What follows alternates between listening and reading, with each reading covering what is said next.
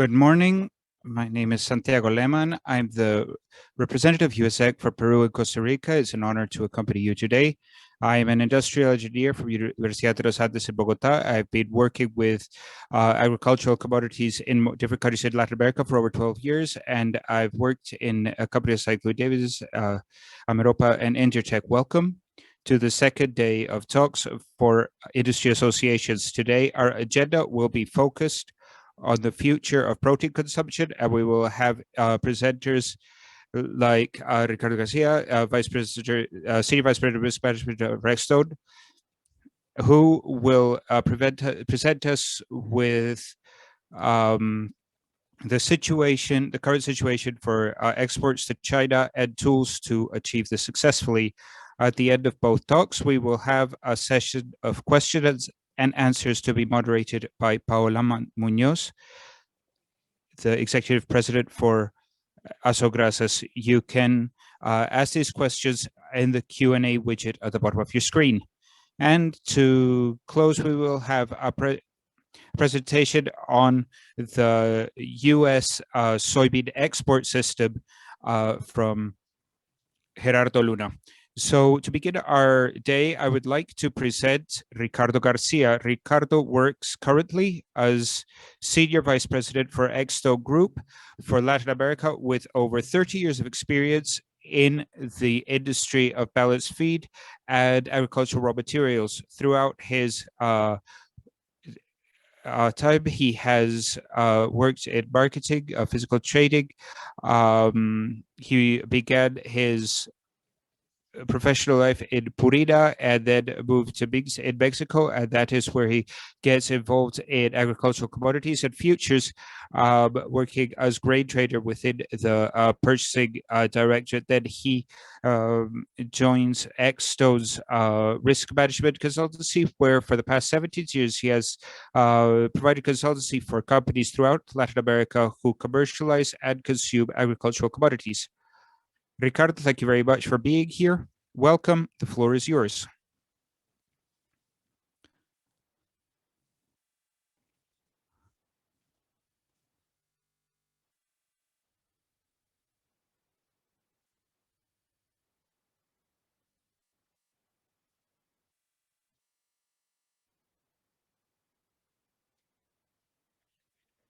Now you can hear me? Perfect. Okay, thank you very much. Thank you all for the invitation. As I mentioned, it's a pleasure to be here today supporting you in these events. And I want to share my presentation. We are undergoing an interesting situation in the markets. We have conditions that have changed massively the way of doing business in the commodity markets, especially in grains, which have had very important occurrences, and we're trying to adapt to a market with new rules. In general terms, I think that our conversation this morning will revolve around all commodities in the food sector. We'll be talking about the behavior and the expectations in the animal protein market, and looking at the effect or what we're seeing in the grain market and the oleaginous market. There's a lot to talk about in the area of animal protein. We've seen very interesting changes in the market, where what should be highlighted is COVID, which was the black swan of this decade, or I hope it's the black swan for this decade, and where all the conditions that we were accustomed to changed radically. We never had a situation like this. And besides this, it joined with other factors. We have a pandemic issue where people had to be shut into their house. People stopped going to a hotel, cruises, restaurants, business shut down. The dynamic of protein animal consumption change, and the whole food service had to change, had to re-engineer to move to self-service. So all of these conditions really provoked very important changes in the market. On top of all of this, we have been carrying over a problem with African swine fever in China, which also provoked a market disruption, because China did not only stopped consuming certain grains. It also began importing meat, not just pork, but also beef and poultry. So all of this generated a different movement and created growth in the global demand for animal protein. The people, because they were shut into their houses, had a little bit more money to spend. And when they have a little bit more money to spend, when they can spend a little bit more on food, instead of going to a restaurant to pay $30 for a steak, for $30, they could buy steaks for an entire family. So this type of condition arose and has continued within the market. Production outlook for 2021 for meat products, we're going to be at record levels. People are going out in the most important countries where the vaccination process has advanced, and people are going out. They're looking for hotels, they're looking for restaurants. The sector and consumption is really becoming reactivated. In the case of grains market, we have a strong imbalance between supply and demand. We hadn't seen this for many years. We have historical highs, I think. And today we have the reports from the USDA in an hour and a half. And it's going to be very interesting to see what level stocks are going to be for this year. They're not going to calculate next year's stocks, but especially in corn and soybean, to really what stock we're going to have, what stock levels we're going to have. And the other thing is the speed of money. That's what we call it. One of our colleagues in StoneX identified it very specifically, and it's the speculation capital that has been, or speculation equity that's been entering the equity markets. Had on specific topics in the meat industry last year, what we saw was a complete drop-off of cattle slaughter because of the pandemic that is now being recovered. And what I want to represent here is that last year, 470,000 heads of cattle were slaughtered. That was a drop of 27% versus 2019. And this year, at the same date, we've already slaughtered 665,000 heads of cattle, an increase of 41% versus last year. Just to give you kind of an idea of the size of the recovery of the economy, especially the levels of consumption last year in pork. 1.99 million heads of hogs, and now we've seen 2.47 million. That's also due to the increasing demand for pork in China. The choice cuts, which have the greatest value in the market, are above the average of the last 3 years. This means that people are looking to consume more expensive cuts. The price of cuts are 13% above compared to 2020. The retail price, self-service, is 6%, and production during 2021, we still expect it to go down 2%. In the case of the price of cuts of pork meat, we've also seen that they are above the average for the last 3 years. The price of cuts 38% above retail price, or 7%, and production has gone down slightly. Last year, when there was the slaughter of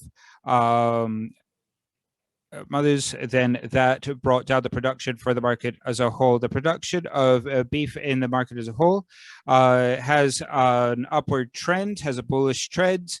Pork production also has a bullish trend. Look at poultry production. All these charts are showing the growth, the annual growth of red meat and poultry year on year. We have an important growth year on year that is also tied to growth. And we also have China to go with this with, and the growth of internal consumption of pork in China is also growing. What's the forecast for next year's? We don't know. We're just looking at the growth year on year, and we can say that this is going to continue. The demand for pork is going to continue, and also for other proteins. The demand for other proteins in China will also go. So look at how animal protein exports to China have grown.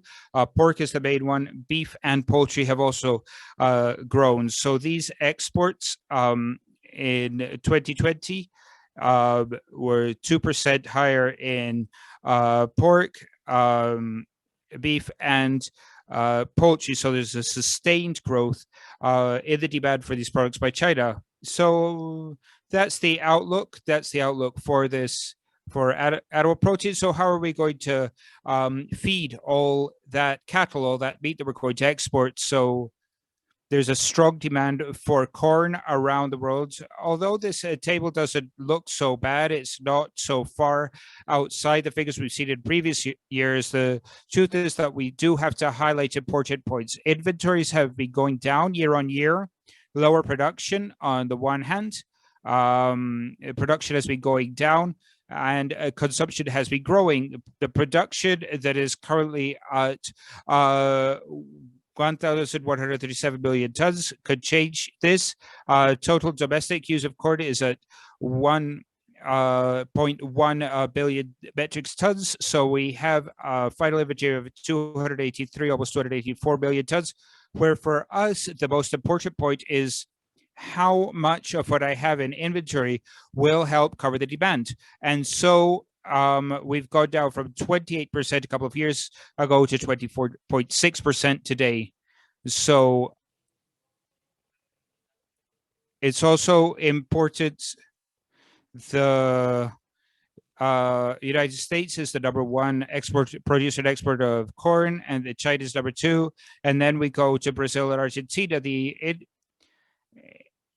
interesting thing is that the exporters are United States, Brazil, Ukraine, and China, and Argentina. We don't see China here. China is a net importer of corn when it has production problems in its country. We saw this last year, and China had production problems. It auctioned off all its inventory, and today it had, this year it had to bring up its inventory again. And the problem is that there are very low production numbers. And so the global corn stocks are going down around the world, and this is alerting the markets. It is also opening the door for speculation. Also, the supply and demand for corn in the United States. Here we have an important point. What we're seeing on planted land, which last year was 90.8 million acres. This year it's slightly higher.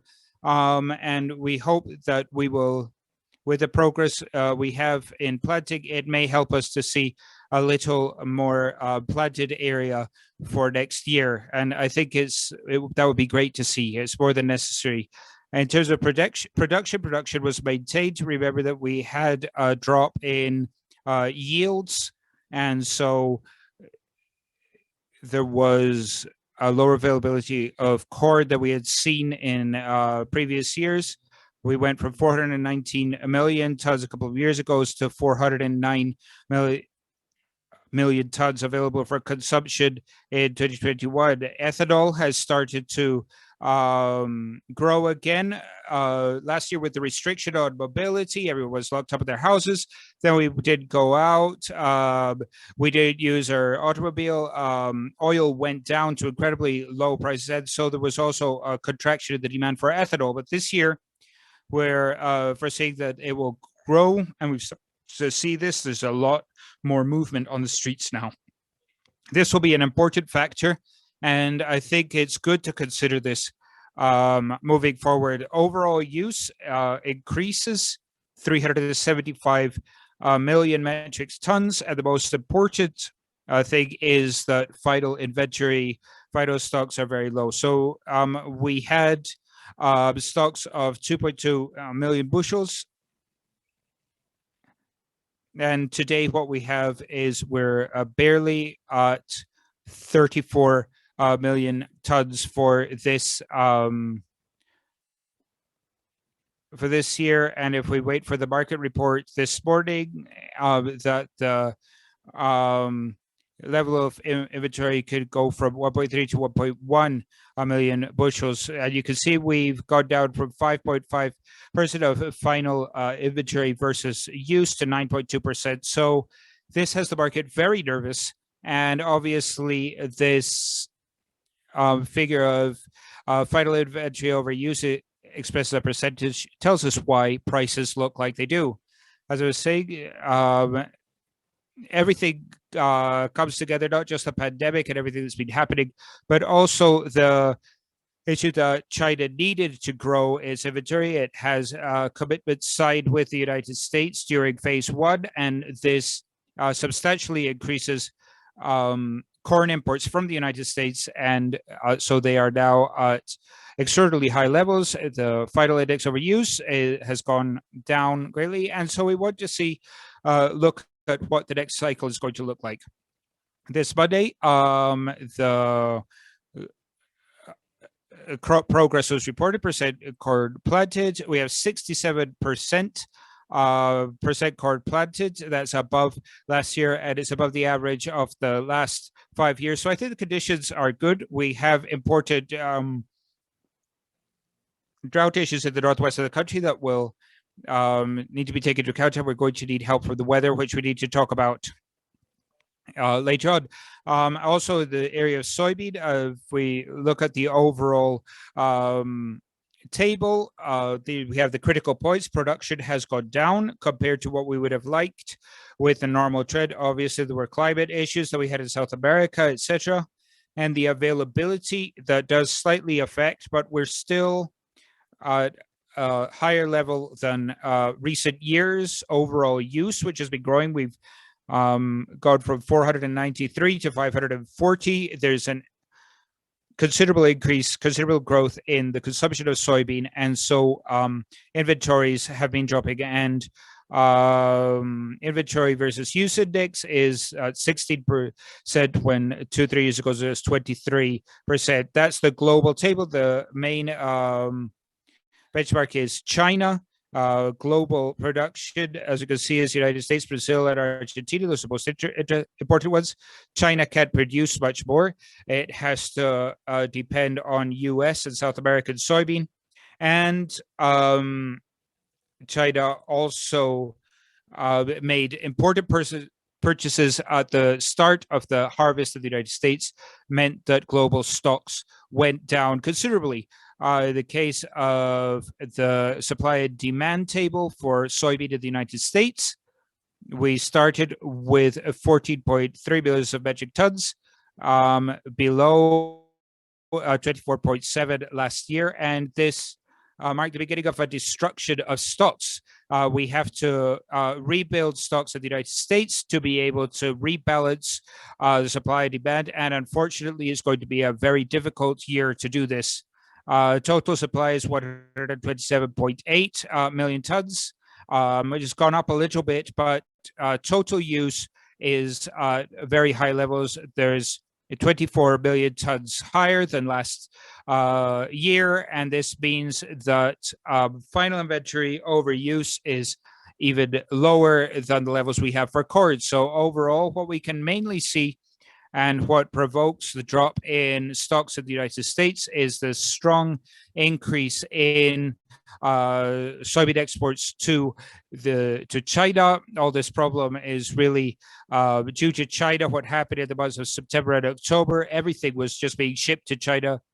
The surplus over use index is far below the average on the dotted line. We're very low, and the rumor that there were exports from the US to Brazil is very feasible.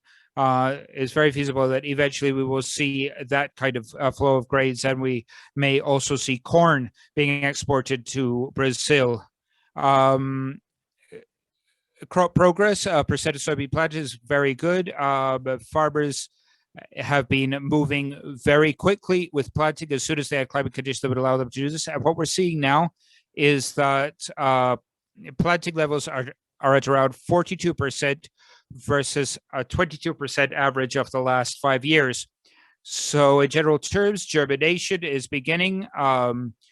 There's a 10% of emerging plants in the United States, and this makes us think that we could at least have a good crop this year. We need to see if the planting surface for corn and soy increased, but we'll hear that in the USDA report for the next month. To look at the weather, don't want to go into great depth in this, but I think that what's most important is to look by zones, which are the critical events. This is a very good graph because the northern blue area with light blue area with a cold and dry climate can cause delays in planting. Another thing that we saw when we looked at crop planted by regions, it would seem that the temperature conditions still do not allow good development of the plant. In the case of zone 2, there's rainy periods that favor crop development conditions, but delay the planting. What it says in the market is that water makes grains. The rains are going to be beneficial. Even if there's a little bit of delay in planting, we are moving and we're above the average rates, above the 5-year average.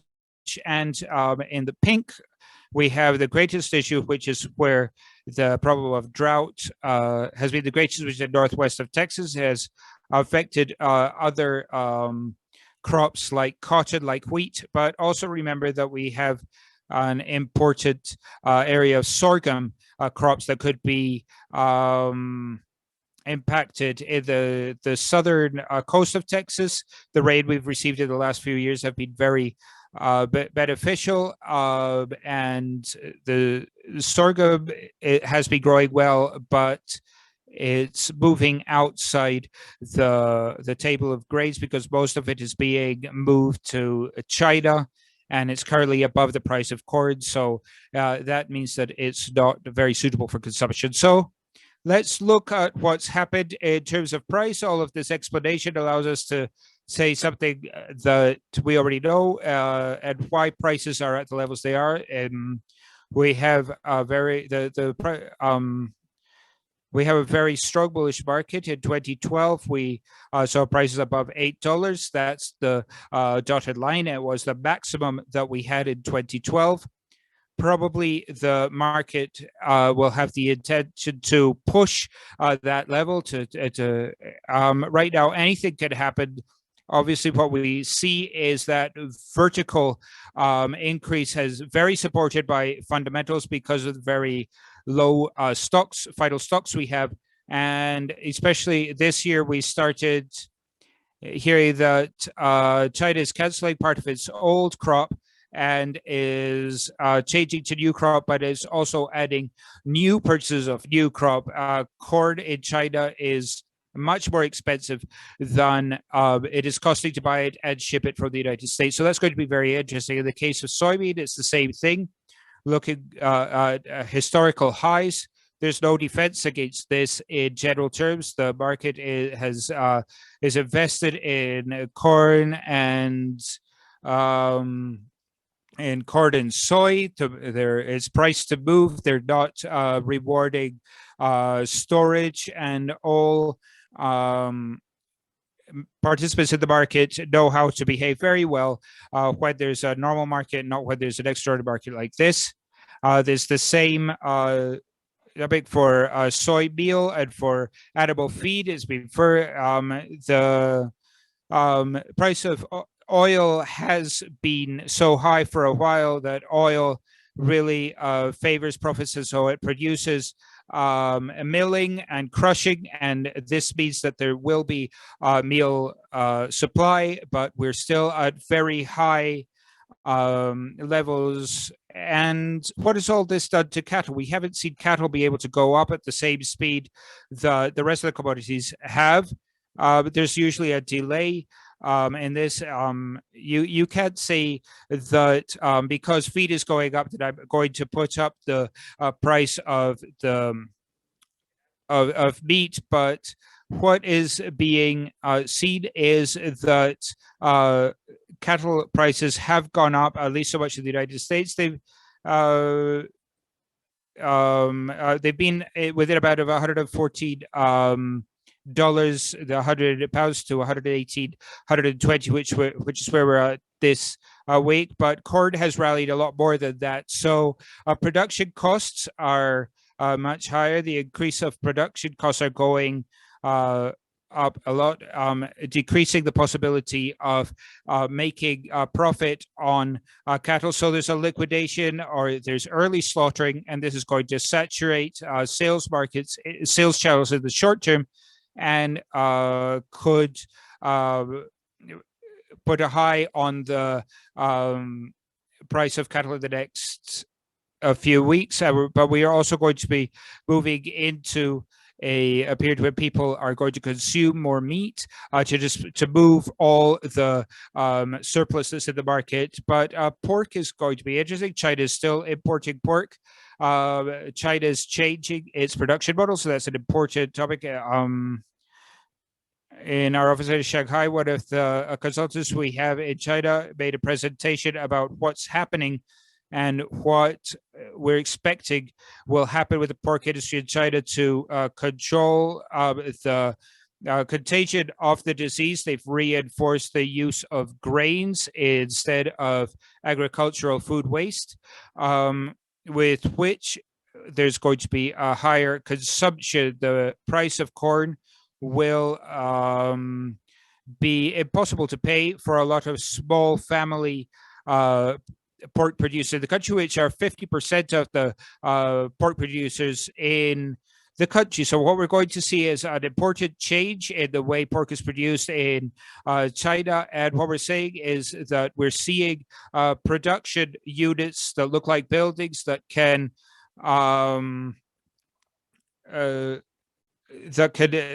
hold up to 80,000 heads for mass production of pork.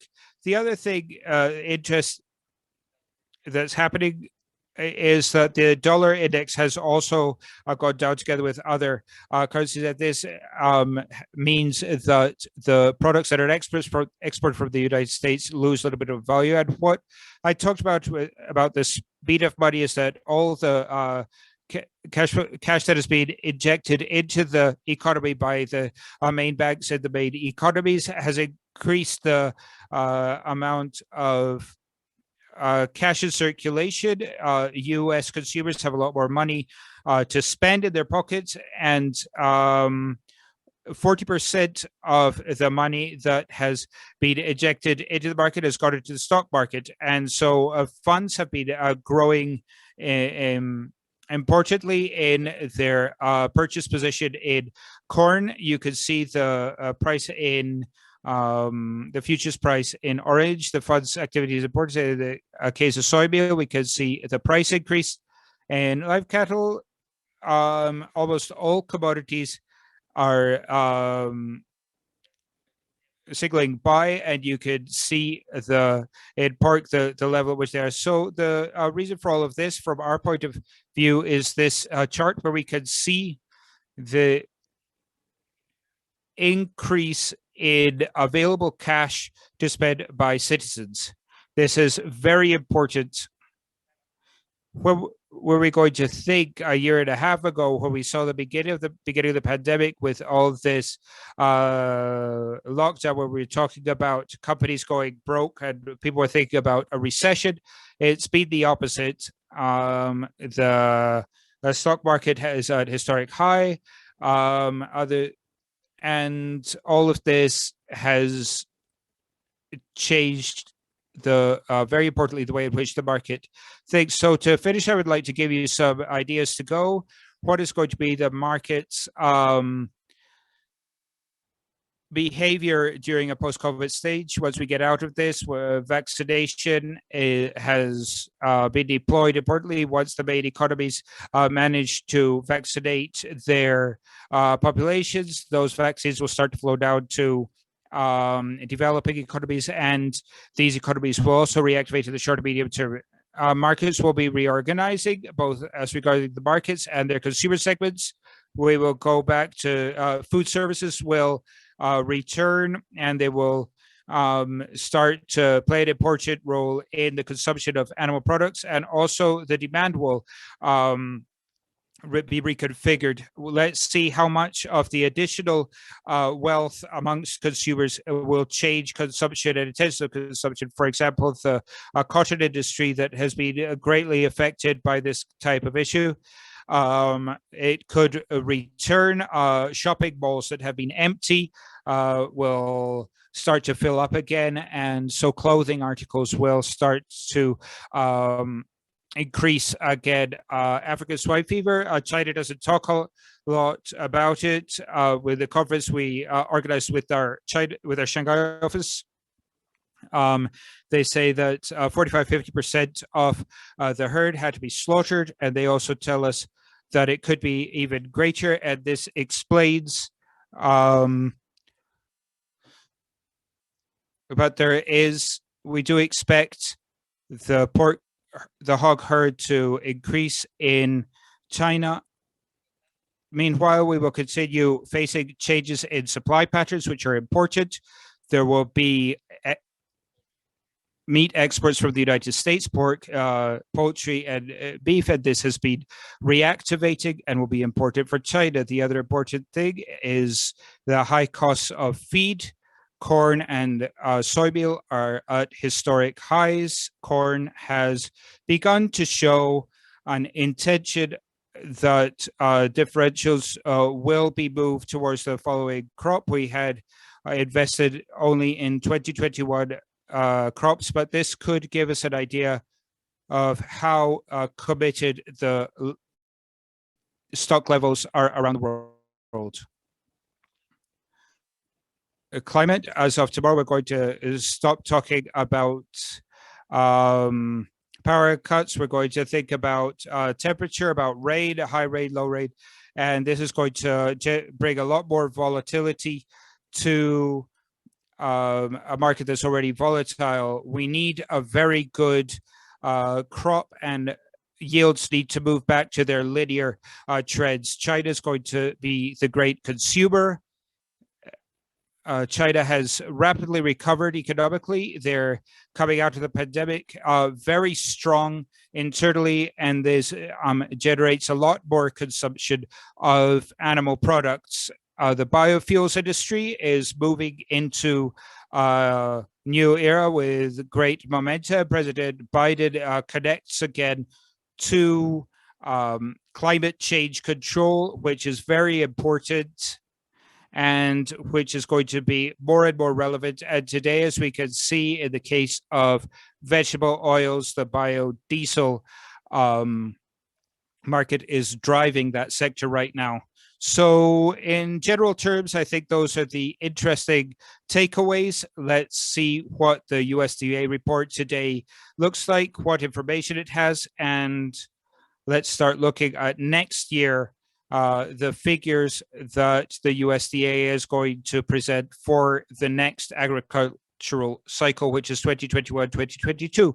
So thank you very much. I don't know if you have any questions or comments. Thank you very much. Ricardo, thank you very much for your presentation. These are topics that I think are very important for all of us, for the attendees at this conference. Topics that concern us all because of the high prices. But thank you very much for your help. Please make all your questions using the Q&A widget. We will moderate these questions at the end of both presentations. I know that there are already a lot of questions arising from your presentation, Ricardo, and thank you very much once again. Okay, now, continuing with our agenda, let me introduce our next presenter. It's Jaime Suárez. He is the Executive Director of the Colombian-Chinese Chamber of Commerce. He is a business manager from CESA University, has experience in international business, management, marketing, sales, and government relations. Jaime, welcome. Thank you very much for your presence. The floor is yours. Thank you very much, Santiago, for this invitation. at the Colombian-Chinese Chamber of Commerce. We are happy to be with you today and to be with all the participants here at this important space, and that China is also a part of this conversation. And we're looking at this important market for Latin America and also for the United States, so that business people can understand how they can approach the Chinese market and also learn current affairs that are very important. This presentation that Ricardo was mentioning on the sector, on the agricultural sector, on the meat sector, regarding grains, what's happening in China. And in my case, and for my presentation, I would like to give you a general overview of China, of how the Chinese market has evolved in recent years. Also, look at the behavior of Chinese imports in the meat sector, and also emphasizing Latin America, and complementing this presentation with the topic of promotion and business promotion, direct interactions with buyers, sellers, and distributors, and recommendations that we can give you from the chamber to approach Chinese consumers. So I'm going to share my presentation.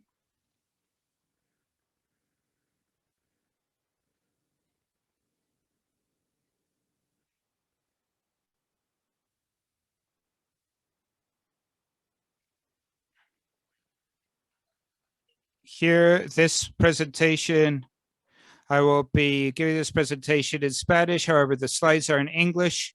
What we have regarding the content. Also, I'm happy to answer any questions you may have at the end of this presentation. As I said, we will present the China in context, imports in China, focused mainly on the meat sector, the topic of sanitary and phytosanitary regulations, the behavior or how animal products can have access to the Chinese market, what are the opportunities for poultry and pork products in China, and also what we call business protocols, so that as buyers, as distributors and importers, we can approach China. Overall context that probably most of you know, China is the third largest country as regards land area. It is 9.6 million square kilometers in size. It is the most populated country in the world. And recently, and this is from last week, they officially have 1.4 billion inhabitants. And this is a very important figure for companies that are interested in accessing the Chinese market, or who are already approaching the Chinese market. The Chinese currency is the yuan renminbi. At this time, the exchange rate is $1 is equivalent to 6.4 yuan. What is the makeup of China? China has 23 provinces, which would be equivalent to what we know as states or departments. These 23 provinces include 4 municipalities that are under special jurisdiction, which are Beijing, capital, Shanghai, Tianjin, and Chongqing. China also has 5 autonomous regions, which are Xinjiang, Inner Mongolia, Ningxia, and Guangxi. And this also includes Tibet. These 5 autonomous regions in China are basically known as this because they have minority ethnicities, and we'll look at the composition of minority ethnicities in China, but they're still governed by the central government of continental China in Beijing. China has two special administrative territories, which are Hong Kong and Macau. These are part of China since 1997. They have their own political and economic system, which is different from continental China. They also have a different currency. In China, it's yuan renminbi, while as in Hong Kong, it's the Hong Kong dollar, and Macau is the pataka. This is very important to be kept in mind when approaching the Chinese market, because despite the fact that these two special administrative territories are China and are part of China, they have a different system than continental China has.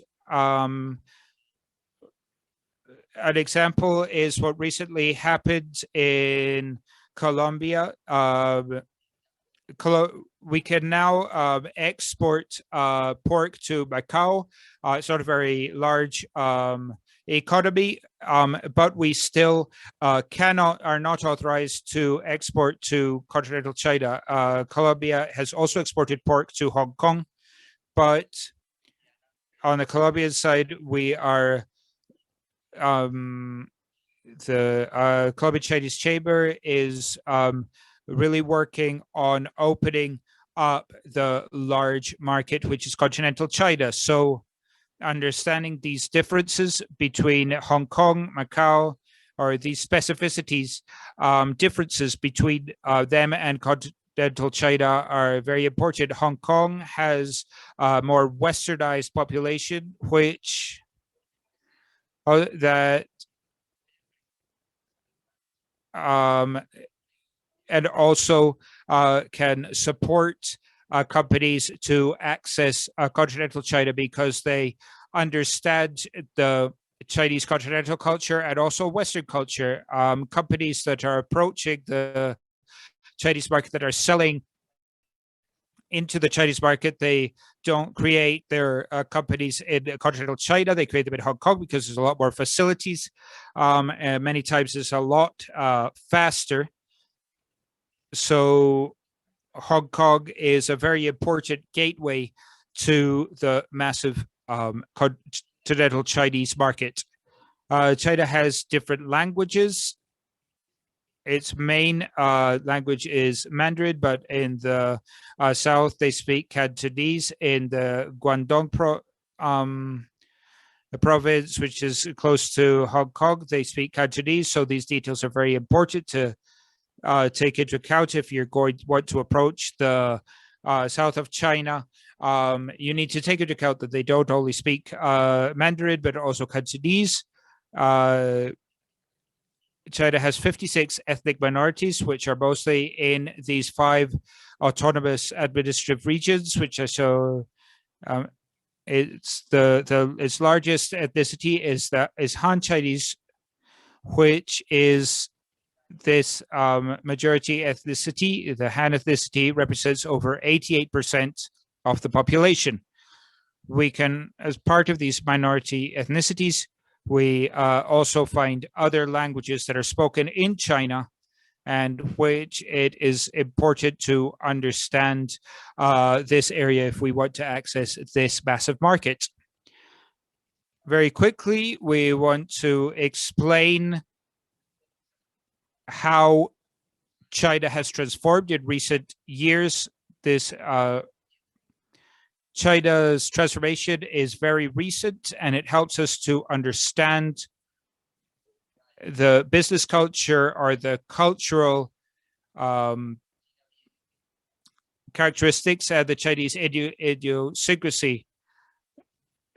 China is coming out of a reform that occurred in 1978, led by Deng Xiaoping, where China was opened up economically, and after that Chinese opening up, led by Deng Xiaoping, there were stages where the state invested in industry and infrastructure. It also made social investments where more and more Chinese people have come out of poverty, and we're seeing how their middle class is growing exponentially. Also, the number of Chinese billionaires, and in the Chinese Centennial Plan, where we're seeing a much more modern China, fully digitized, fully digital country. That's a very important concept of digitization, which we need to take into account. We're not just seeing this important progress in the area of infrastructure. Today, cities that are very important for Shanghai and Shenzhen, what they look like in 1992, they were basically villages. Today, they are mega cities with skyscrapers and with highly transformed, quickly transformed infrastructure in recent years. We're not only seeing these changes in the area of infrastructure, we're also seeing a fully digitized digital country. 904 Chinese people have access to internet. Most of purchases, 80% of purchases are made over the internet via cell phones. There are 640 million users who make purchases online, and there's an exponential increase of 10% per year. This trend is also occurring through e-commerce, cross-border e-commerce sites, and cash is used less and less, and physical money is used less and less, and more transactions are being done using e-commerce channels and using cell phones. And this includes food purchases. The Chinese people are making their daily purchases using online supermarkets, as is also happening in Latin America. But China is growing in this area with leaps and bounds. So I want to very quickly show you a video of how this technological transformation is occurring in China in the supermarkets. Please let me know if you can see the video.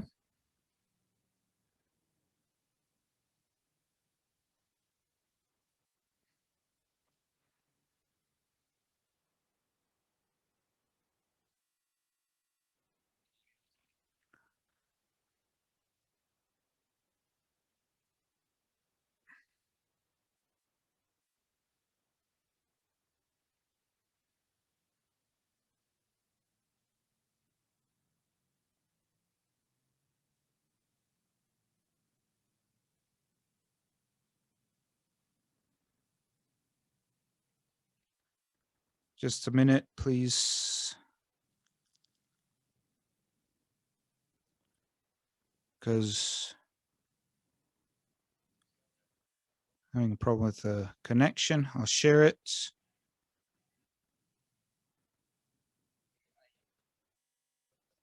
Can you see it now? Okay.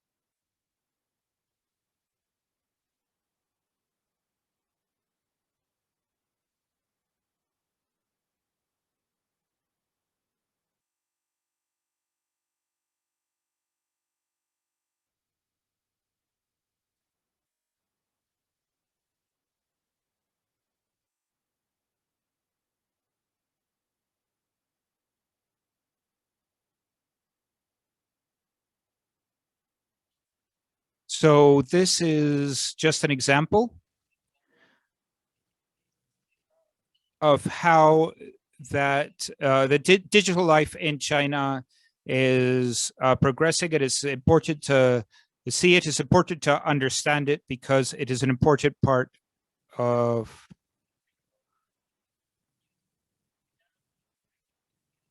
Chinese life.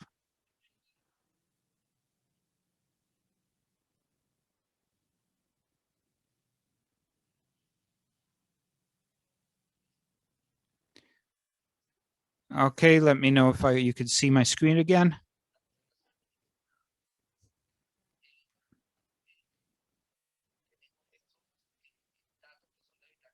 So here we have this important data, especially regarding that growth of e-commerce, how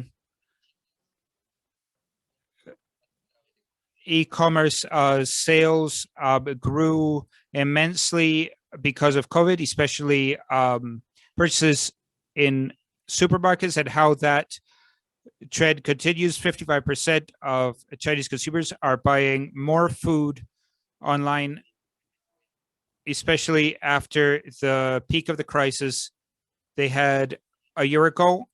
And here we can see some important data on how online food sales have increased 32% between 2019 and 2020. These are some of the most well-known e-commerce actors in China, a lot of which most of you have heard of them. Alibaba, for example, has fully automated supermarkets, which are also closely connected to e-commerce. So there's an infinite number of options in China for online sales. And also, as I was showing, automated supermarkets or grocery stores, which is more and more recurring in the Chinese market. I wanted to show you a little bit of the figures regarding the behavior and what has happened in China regarding its imports, especially because China imports dropped 3%. China is still the first largest importer in the world, followed by United States. Is expects to become the number one importer in the next 5 years, importing over $10 trillion in the next 5 years. This is very important because China has been implementing actions and initiatives to become the number one importer around the world. They hold a fair which specializes in inviting foreign exporters to present and export their products to China, and also on a tool which is cross-border e-commerce. Cross-border e-commerce allows Chinese exporters and importers to buy using Chinese platforms from other countries. Requirement for selling using cross-border e-commerce, the brand that's selling cannot be a Chinese brand and cannot be established in China or in any of its special protectorates. So this is one of the goals that the Chinese government has given itself, to become the first importers in the world, and they want to make these products an important part of the imports. So it's important to keep in mind this growth in imports and the growth in middle class in China. What are the main sectors that China is importing? It's importing electrical machinery, mineral fuels, medical and surgical instruments and apparatus, and meat products are in the 14th place of all Chinese imports.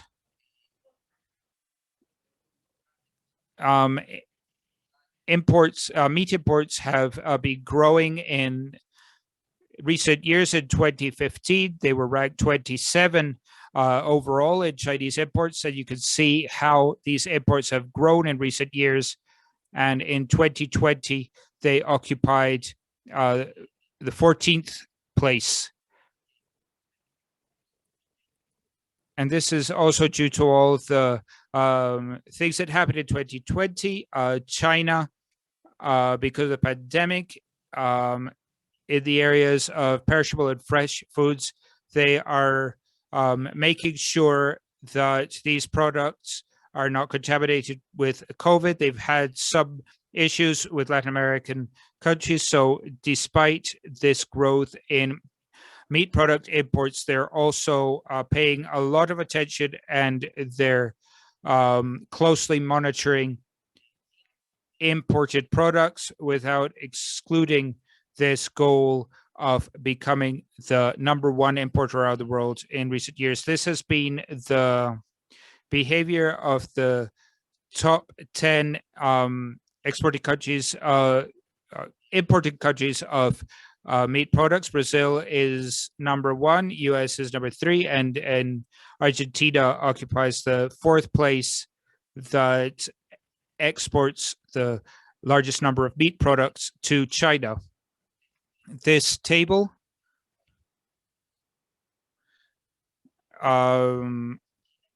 shows the number, the countries in Latin America that export meat to China. Not all countries have the sanitary and phytosanitary standards required for exporting to the Chinese market. And Colombia, for example, does not have sanitary or phytosanitary authorization for exporting any meat products to China. Despite the opportunities presented by the market, I wanted to also talk to you about the approaches made to China in recent months. Despite we don't have authorization as exporters, we have been contacted to ask us whether we have meat products to sell them, to offer to them, to negotiate with them. Right now, since Colombia cannot export what they're doing and what they're looking at with business people in the country, they're looking at it to see if they have these products in other countries that do have authorization. But in Colombia, especially Fedegan and the association that represents beef products and also Pork Colombia that represents the pork sector, they're pushing strongly so that this sanitary and phytosanitary authorization process will be achieved soon, because of the potential that they've found in the Chinese market for Colombian meat products. This is the behavior of imports, of Chinese imports from Latin America. We can see how meat imports have grown significantly in recent years, and also this comparison of the imports by China globally and from Latin America. And we can see the behavior. We can see in red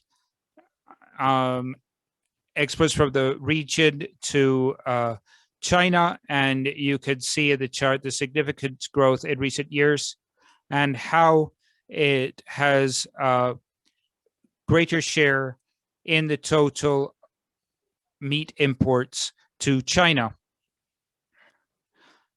This table, this chart also shows us how these exports from the region to the Chinese market have significantly increased in recent years, despite the fact that in Colombia we do not have market access. We have been able to see that Chinese is looking to import edible products, especially on special dates. Recently, during the Chinese New Year, we had a lot of requests, And because we couldn't fulfill them, then we had to talk to our colleagues in the region, because a lot of Chinese importers do not understand the restrictions that certain Latin American countries have to export to China. But in the recent years, we've seen greater interest from Chinese importers and distributors. Jaime, you have 1 more minute to end your presentation because we're right on time. So I'm wrapping up. So very quickly, to finish, the most important importers of pork products are China, Mexico, and Japan. Here, as Ricardo was mentioning, the topic of the swine fever has also had a strong impact on China, which has encouraged China to explore new markets for importing these products. And China, despite the fact that it's a pork producer and a poultry producer, it cannot cover its internal demand. And so it's seeking more and more opportunities in other markets. I'm going to jump over the figures because of time, and I'm going to focus on this part of the presentation, which I think is very important. And it's the topic of promotion and the topic of distribution of these products, how supermarkets, e-commerce, we can see there is also a sale of meat products in warehouses where they have these factories that are operating in a lot of free trade zones. There are free trade zones where a lot of imported products arrive, which are open to Chinese importers. And these tips that we offer to approach the Chinese market. Wrap up, what recommendations we can offer business people. An important key is to visit local distributors and local buyers in trade fairs, learn to understand the Chinese market, learn to sectorize it by cities, by regions. In China, cities are divided into tier 1, tier 2, and tier 3 cities. And in the tier 1 cities, there's important competition, not just within China, but also between foreign companies who have access to that market. And in tier 2 cities, which are developing and which have been growing in recent years, there are much more important opportunities. So because China is such a large market, it is important to divide it up, to sectorize it, and understand the makeup of the cities, and also understand within these opportunities for approaching the Chinese market, how the topic of investment also plays an important role. And China has been investing in production plants in outside China.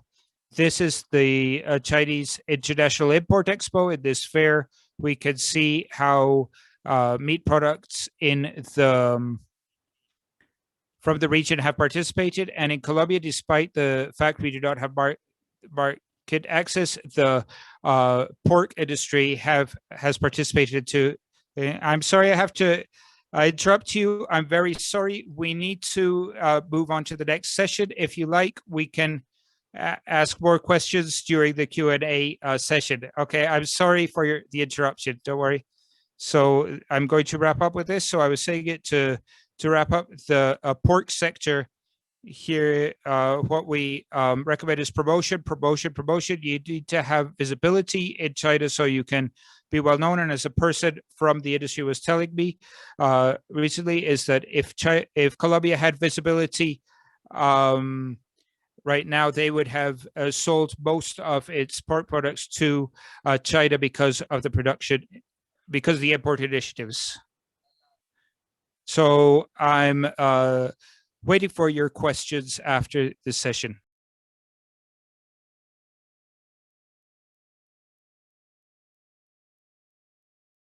Well, thank you for your valuable information.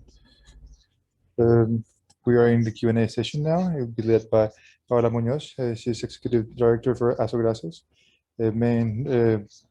She's a lawyer from Los Andes University with broad experience in the public sector. She was General Manager of Artesanía de Colombia, and she was President of Corporation Calidad. So welcome, Dr. Paola.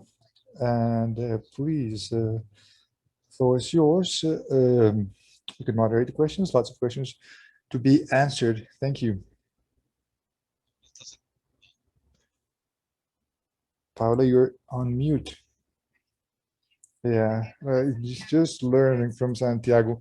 So thank you for this invitation. Hello, Ricardo. Hello, Jaime. I want to thank you all for this talks, very interesting talks. We are packed with questions. So Santiago, if you want, I could uh, move on with questions. We have questions for Ricardo. Speaking about the landscape you were speaking of in terms of inventories, besides that change in production, that consumption change to the money excess that you were speaking of, someone's asking here, usually how much does it take to have healthy inventories once again, or at least close uh, to the average, to the historic average? Maybe if you could give us some numbers and what could we expect from 2021 and what could we expect from 2022 for the rest of 2021 and 2022.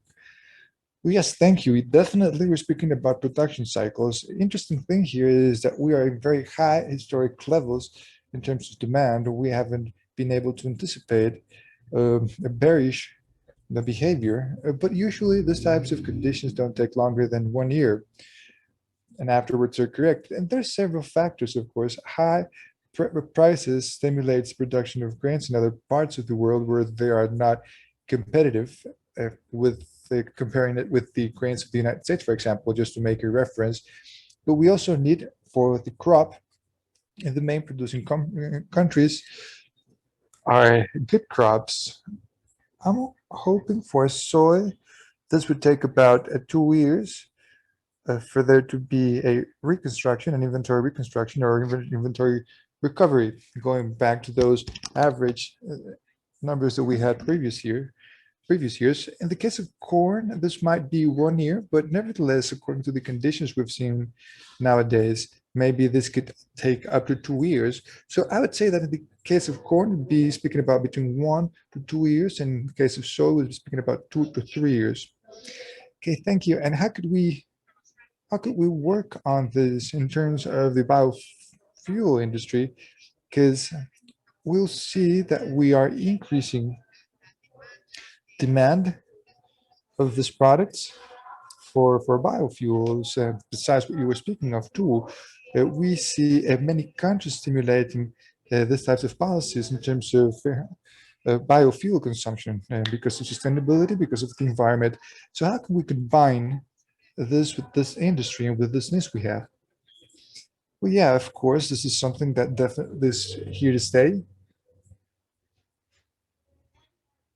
Well, at the beginning of the year 2000, 2004, we started seeing an increase in corn consumption for ethanol production. We said that this would be markets that would be more permanent, and this is clearly the case. There's more interest, but there's also new technologies, and there's also alternative technologies that could also grow together. And because unfortunately, there's not the enough capacity in the world to produce all that plant oil that we require for biofuels, or we don't have the enough grains for producing ethanol, or for example, in the case of Brazil, sugar to move all the costs we have with ethanol. So we'll reach obviously a maximum point because the amount of plottable land or growable land is not as broad in order to cover that demand that we're speaking of. But for sure, between the next 3 and 5 years,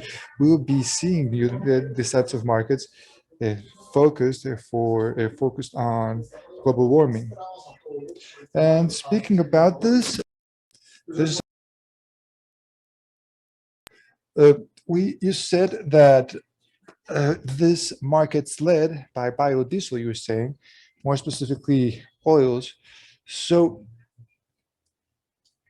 when you make an estimation and when you analyze this around food security, how do you see this will change, how the public policies will change in these countries where we're starting to have this dichotomy, meaning by this grains, these oils, to burn them or to use them as feed. In the case of livestock, it's perfect. But when you make this replace this in a balance, biodiesel and food security, how what would be the path that these countries will follow? For example, in the new case of new president of the United States, or in the case of these Latin American countries, that we always have the supply problem, and nowadays we are having this inventory situation.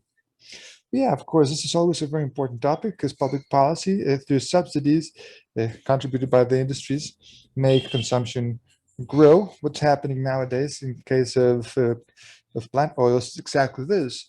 There's such a strong stimuli for those that produce biodiesel that will make them much more competitive. And obviously, if this stimulus didn't exist or this subsidy didn't exist, we wouldn't be seeing this as we're seeing nowadays in terms of oil, in terms, for example, of soy oil. Well, clearly, this is a very important topic or variable that the governments will have to work around. Uh, I believe that in that sense, it's more the focus of creating an environmental awareness in alternative technology development, technologies around energy, obviously, in order for us not to be as dependent as we are in this product, because this feed being burned for fuel. So we'll have to wait and see how this renewable fuel policy evolves in the United States and in the rest of the world. What will be that policy? But I do agree that in a certain moment the subsidies will be reduced in order for not to affect the rest of the markets. Yeah, thank you, Ricardo. I have a bunch of questions for Ricardo, but I just wanted to ask this. In the short term, which are the drivers that should bear in mind that might affect sorry, I just lost your connection. Which are the drivers that we shall bear in mind that might influence the price of soybean? Well, the most important is such low inventories that we're facing nowadays. We're estimating that consumption will keep on growing, as you saw on the graphs. We will have a continuous demand in that term. It will still be bullish as drivers. Today, we could speak about the crop conditions and the weather that will determine what's going to be the direction of the price in the short term. But in general terms, the conditions to get the prices that we have nowadays are given. Funds still have certain spaces to increase their position and take the market even higher. The inverted market means that no one wants to have inventories. They'll be left on the producers side. So obviously, these conditions lead to stability in prices for longer, till we see a good enough crop in order for inventories to be uh,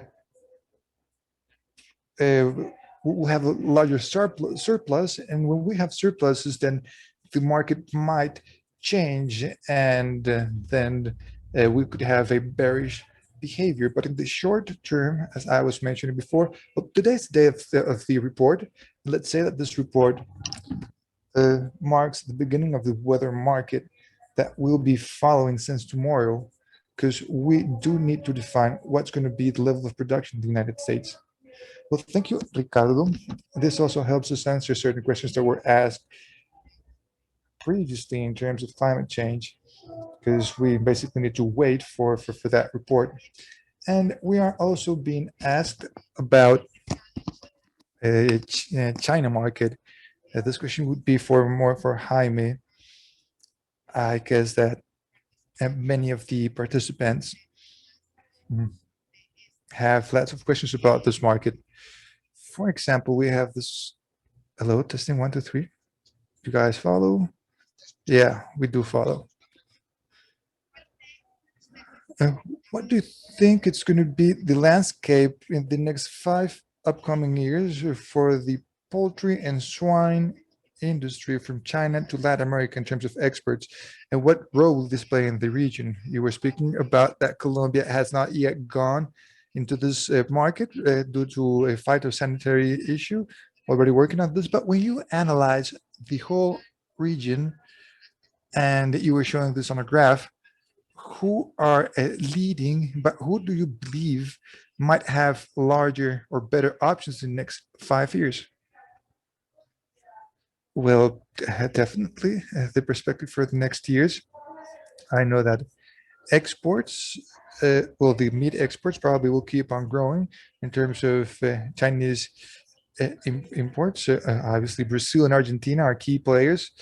And what you see in terms of promotion and what's being done in China, it's very, very strong. In different fairs promoted by the Chinese government, promoted at a very high level. When I speak about a high level promotion, there's this scenario as the expo and other scenarios too, where these countries are promoting their meat products. And you also see under this exploration missions that we've done in Colombia, how the businessmen, both as Argentinian as Brazilian, that are playing a very important role in the Chinese market.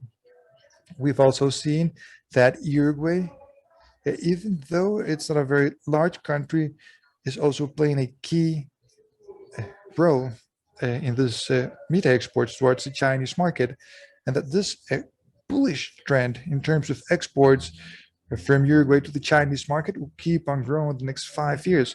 And well, yeah, we hope that Colombia in the next at least 3 years or 2 years might have the visibility. The only thing that's pending yet for there to be a visit coming from the Chinese authorities to the country for the protocol to be approved. Very well. In that same train of thought, so you were also speaking of platforms and channels that the Chinese government is carrying out in order for people to be attracted by the market and to sell their products in China, and how they have this project of being the first import country in a couple of years. So there's a question around this train of thoughts. Maybe it's something that you've already answered, but maybe they'll like to drill down a bit more in this specific topic. Do we need a Chinese allied or an allied based in China, to do these types of things if you don't have previous experience? If someone, for example, after this visit, I guess that many of you, together with the different guilds and then the Colombian government, what do we need? Do we need an ally in China? Do we need to know someone there? Does this has to be done always through the Colombian-Chinese Chamber of Commerce, or could there be direct channels in order to access the Chinese market? Well, yeah, the recommendation is always having a local ally, having a strategic ally, being a businessman. It doesn't have to be a Chinese, but someone that's based in China that knows about the culture, the idiosyncrasy, and understands the market or the sector, understands the sector where you're trying to make the business in, making that export. If you don't understand the market, if we don't understand the culture, and if we don't understand these dimensions, probably a businessman will start facing bottlenecks in the moment when they approach the Chinese market, in the moment of selling the Chinese market. And for example, prices in terms of cultural factors to simply cultural factors, when I speak about cultural factors, I'm speaking of uh, negotiation related topics and certain patterns that those Chinese businessmen might have. So always being supported by a local partner is vital if you don't know the market.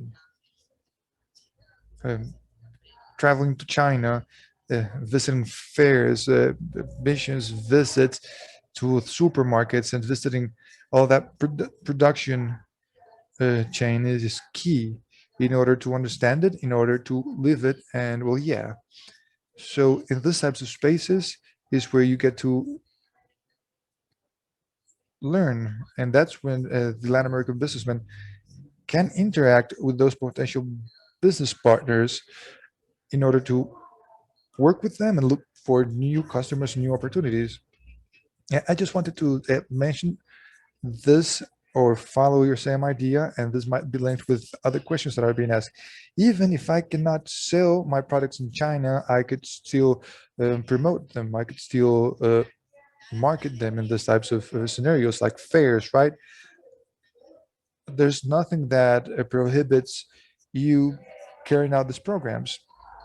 Yeah, for example, in the case of Colombia, more specifically in Export Colombia, they've been working 2 years now in Shanghai in the export fair, and actually they have confirmed their participation for this year and next year, even though they could not even enter to the country those samples. They're still going to the fair because there's this feedback that happens in the floor. Once we're open in China, we know who are the main stakeholders in order for us to sell. And once we're open, I'm sure that we can sell a great part of the Colombian swine meat. So the answer is yes. If there's still markets that don't have a high visibility, starting working on your promotion and marketing, since now it's key. And highlighting something that we saw before, if I'm not wrong, I think this came from Australians. First version of this fair back in 2008, they didn't have the visibility. I think it was the meat products, if I'm not wrong. And when we asked them what were they doing here, they said we're identifying potential buyers. So when we're open, when we're ready, and when we know who are those players, we can know who are going to be our allies and potential customers.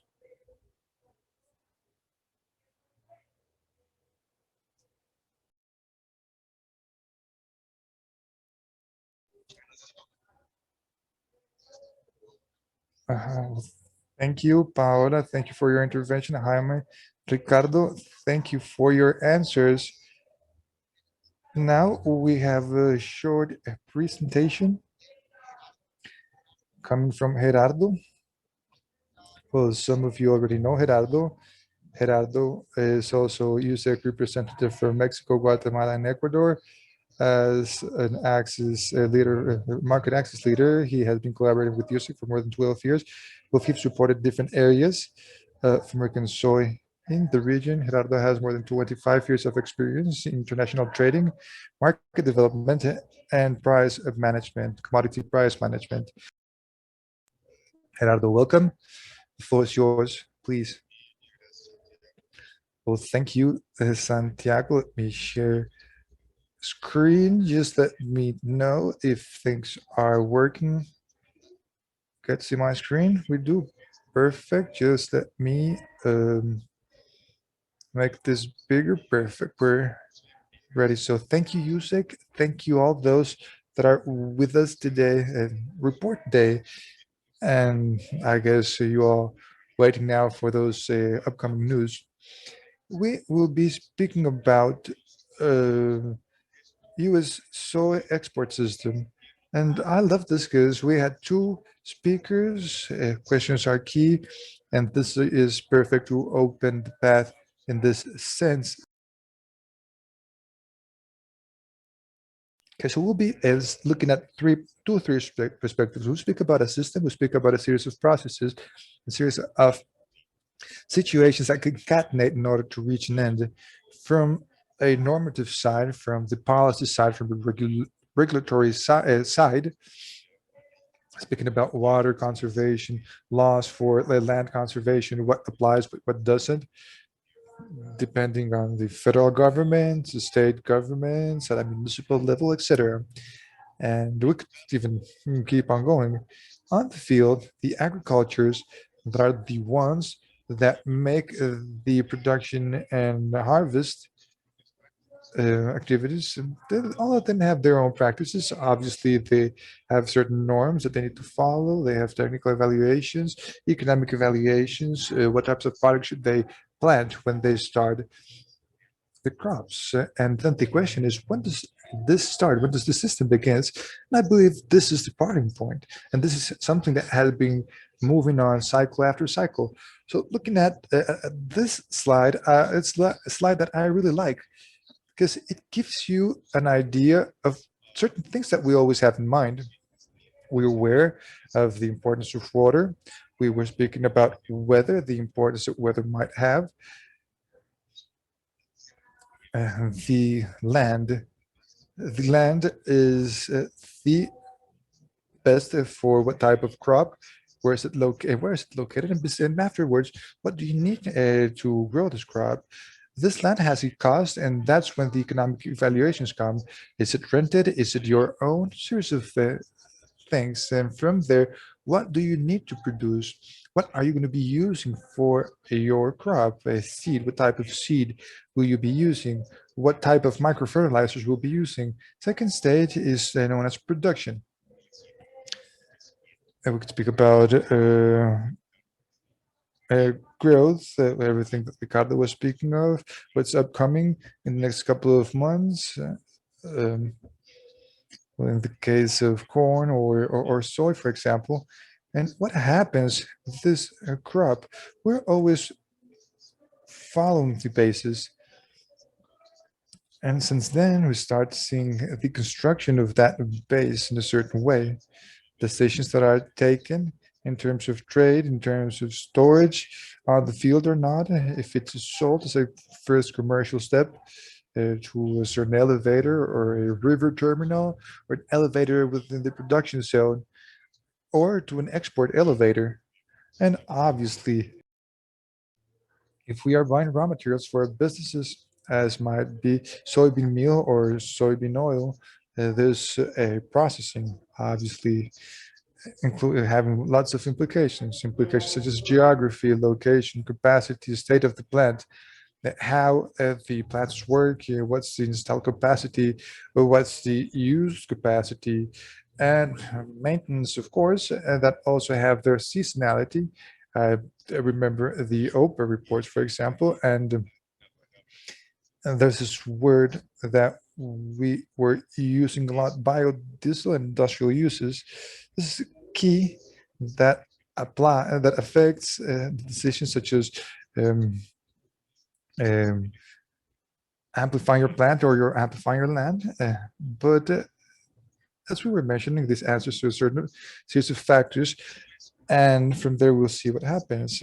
Afterwards, a great part of this is distribution. Where the product arrives to, how does it arrive to that destination, what terminals are being used, what ports. And once again, this system must comprehend a series of alternatives. It's in the case of the United States in terms of ports. In the case of Mexico, the flow that's done through railways. And finally, reaching commercial channels such as retail. Different variables here, some that have been deeply affected by the pandemic, some of those that you have business with, such as HRI, in order to reach the final customer. This are the phases that you should follow in this case, but where is USSEC? We work on marketing development. The United Soybean Board, for example, and ASA is those that we work. So USSEC is focused on marketing development for all those sectors that are with us today. We have feed food in its broadest range. And that's balanced food, concentrated food for different species. And from there, the production of animal protein, its users of this food and other industrial usages where USSEC has been working on too. Reference statistics in order for us to understand certain ideas. We have a demand that in this period from 90 to 2021, 235% has grown, corn 140.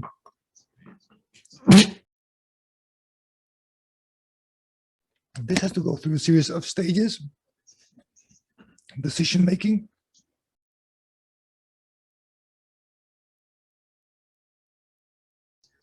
compassionate analysis requires logistics. How do we grow?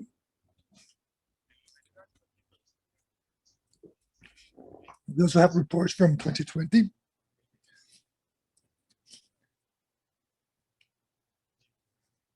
$145.7 billion.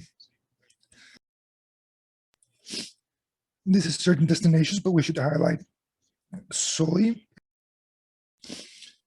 20 billion, that represent a 16-17% of the exports.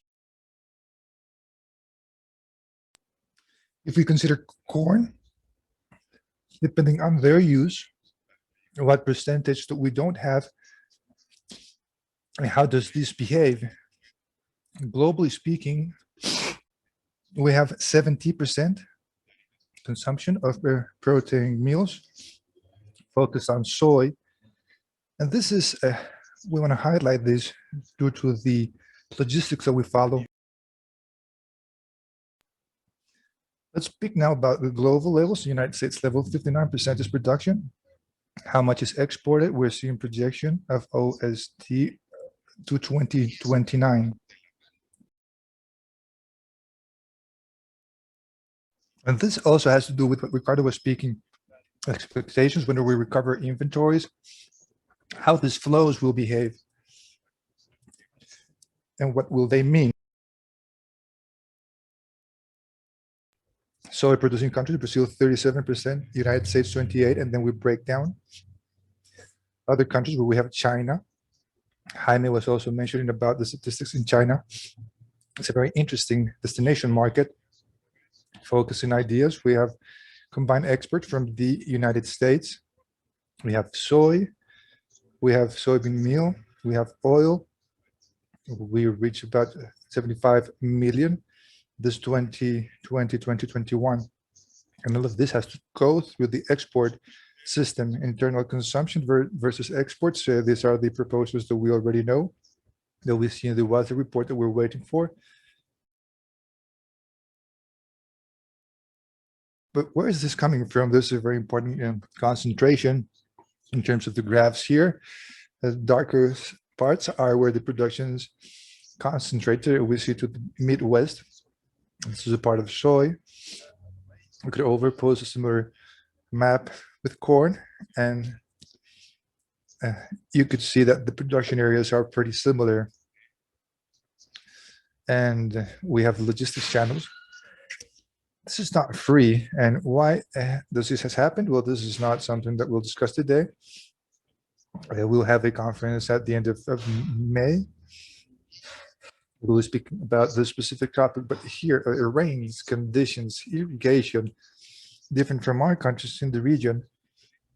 It's a different situation. It's amount of rainfall that feeds our crops in the United States. And why in this sense? There's a stable climate. Yeah, they have droughts, they have cold seasons, be early or late. But in the Midwest, we have more stable and predictable weather. And the soil is also key. Characteristics that the soil has in the Midwest, for example, are very particular, but there's also production in other states in different zones. And basic concentration in the Midwest, and due to soil nutrients, irrigation needs required, and how do we use this resource, this water resource. So from there, this requires transportation. And how does this transportation happen? Happens through railway, through barges, in a very agile system, very efficient system, through the Mississippi River, through export ports, and other ports or export points such as PNW or maritime positions for larger vessels such as PNW and there to the Atlantic coast. Usually from our latitudes, we see the origin towards New Orleans.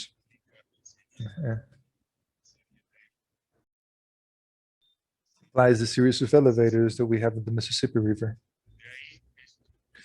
From there, this is no coincidence. It's not just, it's not free. The main areas where we have the soy processing orientated soybean meal, and I'll be coming back here. We see the coincidence and how is this linked with our geography to production areas, to concentration areas and export areas.